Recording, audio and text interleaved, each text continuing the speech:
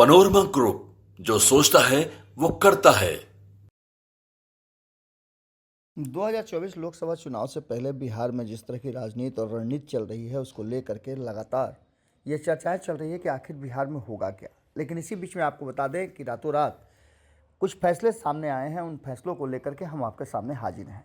फैसला ये है कि भारतीय जनता पार्टी और नीतीश कुमार ने लगभग अपनी सीटें फाइनल कर दी हैं। तो वहीं इंडिया गठबंधन में अभी भी सीट शेयरिंग को लेकर के इंतजार हो रहा है, और इस सीट शेयरिंग के बाद क्या होगा, इस बात को बारीकी से देखा जा रहा है, परखा जा रहा है और इंतज़ार किया जा रहा है कि कहीं अगर कोई नई संभावनाएं बने तो उसके लिए पहले से तैयार रहा जाए। आपको बता दें कि एक तरफ जहां 2024 के चुनाव की तैयारियां चल रही हैं, सीट शेयरिंग को लेकर के चर्चाएं चल रही हैं, वहीं आपको बता दें कि एक और बड़ी बात बिहार में होने वाली है। और जो एमएलसी की सीटें हैं 11 खाली हो रही हैं, उस एमएलसी की खाली हो रही 11 सीटों को लेकर के भी बहुत सारी बातें अब सामने आनी शुरू हो चुकी हैं। आपको बता दें कि इस पूरी कहानी को लेकर के जहां चर्चा इस बात को लेकर है कि आखिर होगा क्या, तो वहीं आपको बता दें कि एक और बड़ी महत्वपूर्ण बात सामने नज़र आ रही है, और ये है कि आखिर सीट शेयरिंग के फॉर्मूले में होगा क्या। इस सारी बातों को लेकर के जब चर्चाएँ चलनी शुरू हो चुकी हैं, तो सबसे बड़ी बात ये हो रही है कि आखिर इन खाली हो रही सीटों को लेकर के किस तरह का फैसला होगा, कौन कंटिन्यू होगा और किसके हाथ से सीट छिन जाएगी। 11 सीटें जो खाली हो रही है उसमें राबड़ी देवी, रामचंद्र पूर्वे, नीतीश कुमार, रामेश्वर महतो, खालिद अनवर, संजय झा, शाहनवाज हुसैन, मंगल पांडे, संजय पासवान, प्रेमचंद मिश्र और संतोष सुमन की सीटें खाली हो रही हैं। इस पूरी कहानी को लेकर के 11 एमएलसी का टर्म पूरा हो रहा है। 6 मई को इनका कार्यकाल समाप्त हो जाएगा। इसके लिए अधिसूचना जारी कर दी गई है। 4 मार्च को नोटिफिकेशन जारी किया गया था। 21 मार्च को चुनाव होगा और उसी दिन शाम में परिणाम भी आ जाएगा।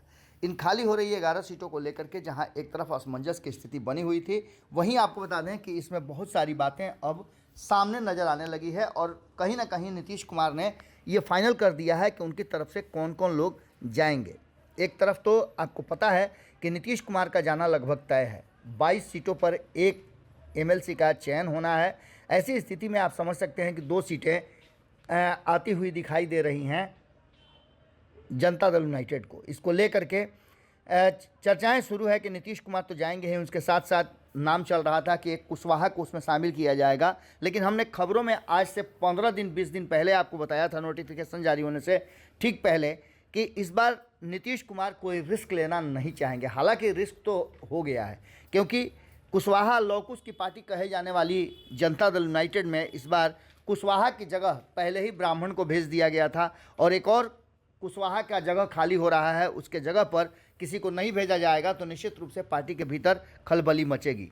क्योंकि आपको पता है कि रामेश्वर महतो भी अब एमएलसी की उनकी भी कार्यकाल पूरी हो रही है। ऐसी स्थिति में खालिद अनवर को कहा जा रहा है कि भेजा जाएगा। तो नीतीश कुमार, उमेश कुशवाहा का नाम आ रहा था, लेकिन उमेश कुशवाहा पर भारी पड़ रहे हैं खालिद अनवर। नीतीश कुमार के काफ़ी करीबी हैं और जिस तरह से सदन में वो नीतीश कुमार का पक्ष रखते हैं, उनका जाना लगभग तय है, क्योंकि अल्पसंख्यक समाज को भी नाराज़ नहीं करना है। इसके अलावा आपको बता दें कि राष्ट्रीय जनता दल के तरफ से जो चीज़ें सामने आ रही है, उसमें जगतानंद सिंह, अब्दुल बारी सिद्दीकी, श्याम रजक और शक्ति सिंह का नाम सामने आ रहा है। आपको एक बात बता दें कि इस बार राबड़ी देवी तो जाना तय है, लेकिन राबड़ी देवी के साथ जो 2 नाम हैं, उसमें से अब्दुल बारी सिद्दीकी को भेजकर मुसलमानों को कहा जा रहा है कि उनकी नाराज़गी दूर करना है। तो दूसरी तरफ आपको बता दें कि जगतानंद सिंह और श्याम रजक भी लंबे समय से इंतजार कर रहे हैं, पार्टी के प्रति समर्पित हैं, और शक्ति सिंह युवा हैं। इसको लेकर के भी कहा जा रहा है, क्योंकि अभी अभी तेजस्वी यादव ने एक फैसला किया है। शक्ति सिंह के अलावा और भी कई नाम इसमें सामने आ रहे हैं। उन नामों में से आपको बता दें कि 2 नाम, जो कि 3 सीटें जानी है राष्ट्रीय जनता दल की तरफ से, तो उन 3 सीटों के लिए लालू प्रसाद के पुराने लोगों पर भरोसा किया जा रहा है। रामचंद्र पूर्वे को इस बार मौका नहीं मिलेगा। वहीं आपको बता दें कि भारतीय जनता पार्टी की तरफ से अगर देखा जाए तो भारतीय जनता पार्टी को 4 सीटें जो मिलेंगी, उन 4 सीटों में से प्रेमरंजन पटेल का नाम सबसे ऊपर आ रहा है, राजेंद्र सिंह का नाम आ रहा है, मिथिलेश तिवारी का, उषा विद्यार्थी का, रणवीर नंदन का, सुहेली मेहता, इन सारे लोगों का नाम आ रहा है। इसके अलावा कई हिडन नाम भी हैं, क्योंकि भारतीय जनता पार्टी में जो नाम सामने से नज़र आते हैं, उन नामों के पीछे कई नाम छिपे होते हैं। आपको बता दें कि भारतीय जनता पार्टी को भी लवकुश समीकरण को बना के रखना है, तो वहीं सवर्णों को भी साधना है। इसके लिए कई नाम सामने नज़र आ रहे हैं।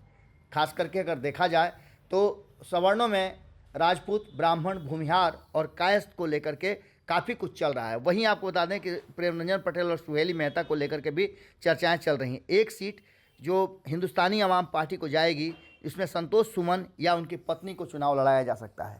रातों रात ये चर्चाएं बहुत तेज़ हो गई हैं और कहा यह जा रहा है कि जैसे जैसे वक्त नज़दीक आ रहा है वैसे वैसे ये नोटिफिकेशन को लेकर के और नामांकन को लेकर के तैयारियां शुरू हो चुकी है। देखना दिलचस्प होगा कि आगे होता क्या है। जुड़े रहिए भारत लाइव के साथ। बहुत बहुत धन्यवाद। पनोरमा ग्रुप, जो सोचता है वो करता है। अगर ये वीडियो पसंद आई और वह बिहार के राजनीति और बिहारियत से सरोकार रखेनी तो सब्सक्राइब बटन दबा के चैनल के सब्सक्राइब कर ली। ओजे एगो घंटी बा, ओकरा बटन दबा देला से कुल सटीक और मारक खबर रुआ मुफ्त में मिल जाई। अगर रुआ पत्रकारिता के हमनी के नया प्रयोग में सहयोग कर चाहतानी तो ज्वाइन बटन दबा दी। पेटीएम नंबर नोट कर ली 9386816700। धन्यवाद।